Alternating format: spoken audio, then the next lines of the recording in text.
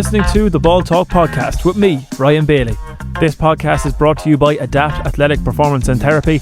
Head over to Instagram and give them a follow at adapt_clinic. If you enjoyed this podcast, don't forget to leave a like, share it with your friends, and hit that subscribe or follow button as well. Without further ado, let's get straight into the podcast.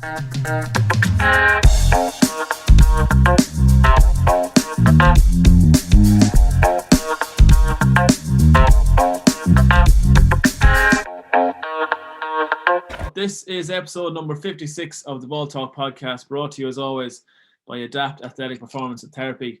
Today's guest, a good friend of mine, Liam Kerrigan. Liam, you're very welcome to the podcast. Cheers for having me. How are you getting on? Not too bad. Yourself? I'm doing sound. We'll dive straight into it, Liam. We'll go to the very first question. I'm not sure if you've seen it or heard it before, but it's completely non-football related. And I'm giving you a golden ticket, which has Liam Kerrigan's dream concert on it, okay? Yeah. And you've got basically 3 acts, dead or alive, whoever you want it to be, whatever venue. I can give you a few examples. You know, we've heard like Foo Fighters have been thrown in.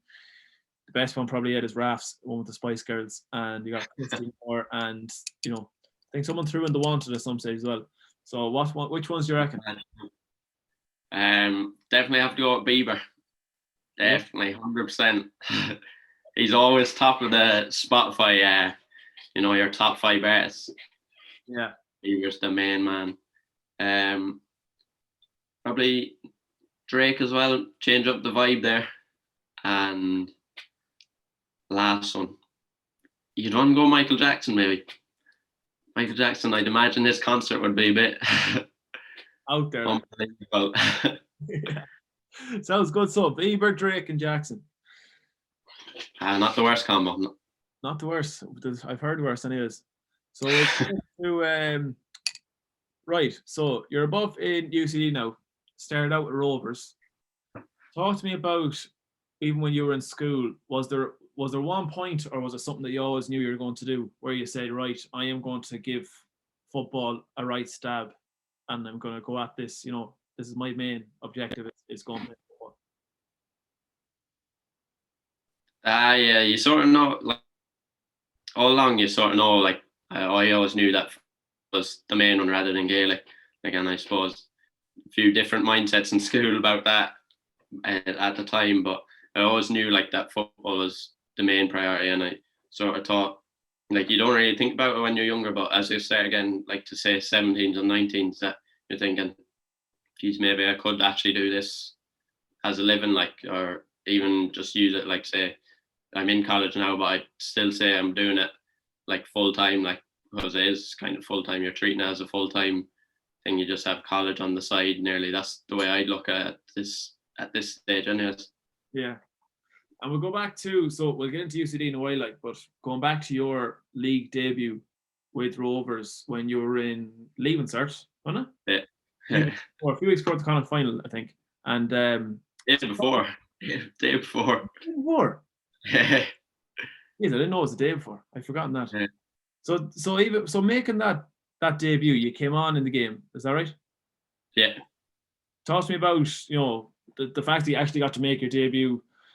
2 years later you'll be making it in front of like no crowd, given COVID. Yeah. So how was that for you? It happened fairly quick. Now I was on the way. We were just on the way home from school, and I got the call to say, like, you're going in. Are you available to just sit on the bench tonight for the first team? Now, so I was thinking, geez, that's a bit mad. Like, but then I was like, then you realise. Then I was thinking, sure, I'm just filling a number now. Like, at this stage, it'll be a great experience. Like, but I won't be playing like tonight. Like, when I was getting the call a few hours before, I presumed that was what would happen. So I suppose I kind of wasn't that nervous going into it, because I didn't think much of it that I would be playing. And then obviously I got there, sitting on the bench, you're happy out, like, you're buzzing to be there. And then, you just go down, do your warm-ups on this touchline and stuff. Then I got called back, and I was like, surely not. Like, I didn't actually think I was going on. Then the nerves seriously kicked in. Like, I don't really remember much after that. Couldn't tell you how long I played or anything. Like, it was against Watford. I think we lost 2-1. but I couldn't tell you anything else other than that. I don't know if I touched the ball or what happened. Just a blur, like, altogether. Oh, stop. So was that your first night on the bench, was it? Yeah, that was the first experience of it altogether. In a competitive game. There we go. Yeah. I was involved in a few friendlies and stuff, but other than that, nothing major. Like, Jeez, that is mental. And then, so you did what, a year? Was it a year and a half with the first team? yeah. From then on, yeah. Yeah. So then, you got, like, at the moment, obviously, education and football are, well, as you said, football is taking the priority, but in some way balancing out. So getting the call to go to UCD, was it a phone call, an email? Like, how did it come about? Well, the first year I had applied, but I signed pro in Sligo. I signed a pro deal because I wanted to give it a, like, I had time on my side, I suppose, and I wanted to give it a good go for a year. But I always knew, like, sort of in the back of my head, that you do have to have, like, I thought anyways, you kind of need an education. Like, football won't last forever, and like, if you do get a chance to make lots of money, like it's very slim. So I did know, like, that I needed something that I could eventually fall back on. Like, I'm still giving football my main priority, but I know that I have something, next year I'll have a full degree from it. So yeah. But I suppose it was me applying, like, yourself, you have to apply through the CEO, and then I applied for the scholarships, and I think I got offered a scholarship the first year, but I signed pro, so I didn't take them up on that offer. And then the next year I got offered again, and I said I'd take it. Like, I had my year football done, and I said I'd do both. Yeah. And, like, had you weighed up the kind of pros and cons of going to UCD when you were applying for it, or was it when you got the scholarship then that you were like had your mind made up basically once you got it? I suppose it was a tough decision, to be fair. Like, full time, you have nothing else in your life, like, but it was a tough decision. Now, there was a lot of pros, a lot of cons to both, like, but eventually I decided UCD. Yeah. And going up then, and you're saying you're living with Jack Heaney now as well, like, that was probably a good boost, the fact that the two of you went up around the same time and both coming from Rovers as well. Yeah, Jack went the 2 or 3 weeks before me, so he had set in, and then I arrived, and he helped me, and then Paul Doyle as well was at Rovers the year before, and he sorted a little house for us, a little room, so I was well looked after in terms of that. Yeah, happy days. So talk to me about the structure in UCD. Is it the college's first team? Like, is everyone that's playing with UCD a student? Yeah, at the moment, yeah, it used to be like that, but now at the moment everyone's a student in college. Yeah. So in terms of the standard then, like, it's obviously a very good standard, the fact that you're able to compete in the second division, and over the years going from second division up to the first and so on. Yeah, I suppose there's a lot of Dublin boys, but there's a lot of fellas from outside Dublin as well who maybe were too young to maybe break into a first team like a year or two ago, but they came up here, and you get your development, and you realise, like, you're playing with fellas in the same boat as you. So I suppose everyone gives it a right go, and then, like, all the boys here have potential to play for a full-time side, but maybe they needed longer to sort of reach it. But it's definitely, like, you've seen a lot of boys go to Shamrock Rovers, a lot of boys around the league playing for Dundalk, Shamrock Rovers, a few boys in Sligo, like, a lot of players in the league played for UCD. So it seems like great stepping stone sort of for everyone. Yes, so it's probably a very young team, so if it's majority young college students. Yeah, I'd say our oldest player now is 22, I think, or 23 maybe. Yeah, right. So compared to other teams now, you know yourself, like, the average age is very low. Yeah, and there's a lot of rotation going on. Like, I know in the League of Ireland anyways, it's probably changed now compared to where it was like 9 or 10 years ago, where fellas, they could be playing for 4 different teams in 4 years. Yeah.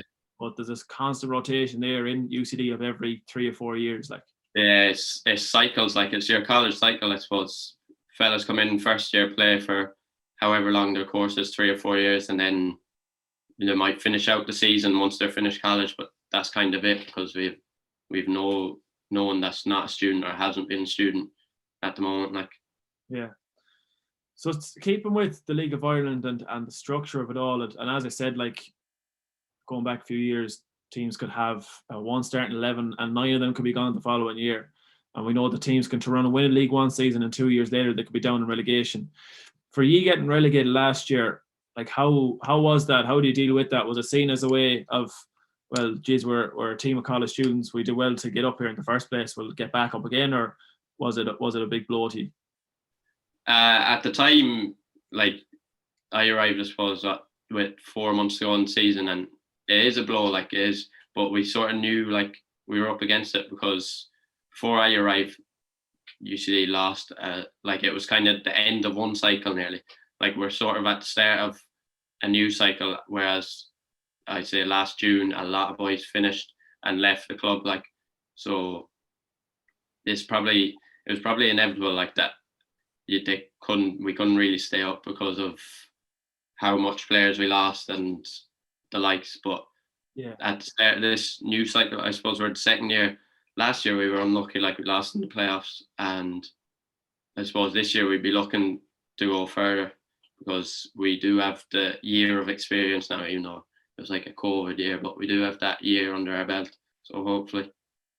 And a nice little one for yourself getting in the team of the year last year as well. Ah, yeah, nice enough. There was three of us from UCD, but we had to go down attack. Like, the two boys up front scored, I think, 30 goals between them nearly in 18 games, which isn't bad. Not bad at all. Talk to me about your like positional change over the years, because like even growing up, go back to when you're 10, 11 years old, centre mid, going into centre mid.